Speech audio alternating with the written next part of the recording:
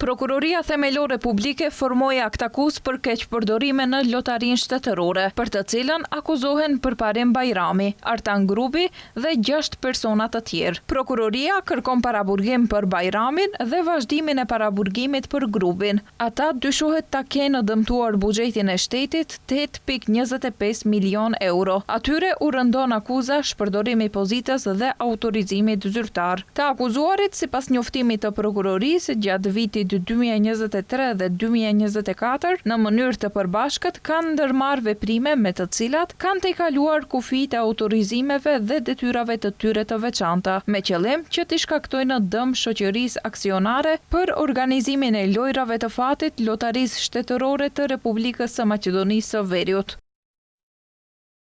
I akuzuari i parë, kryetari i bordit drejtues të Lotarisë Shtetërore, më 9 maj 2023, i dorëzoi informacion të akuzuarit të tretë, sekretarit të përgjithshëm të Qeverisë së Republikës mbi nevojën për të ndërmarrë aktivitete për organizimin e pavarur të lojrave elektronike të fatit. Sekretari i përgjithshëm e propozoi këtë informacion më 6 qershor 2023, si shtesë në një pikët në rendin e ditës të një seance qeveritare. I akuzuari i dytë, i cili kishte ndikim real në menaxhimin e SHA Lotarisë Shtetërore, e kryesoi seancën qeveritare dhe propozoi që pika ndryshuar e rendit të ditës të miratohej.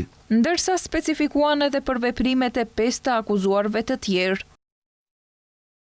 Të akuzuarit e tjerë, kryetari dhe antarët e bordit mbikëqyrës, megjithse e dinin se procedura ligjore nuk ishte ndjekur, morën vendim duke miratuar fillimin e procedurës për prokurorimin publik të terminaleve të videolotarisë për organizimin e lojrave elektronike të fatit, si një marrëveshje e madhe. Prokurorimi publik u zbatua dhe u morën përsipër detyrimet e pagesës.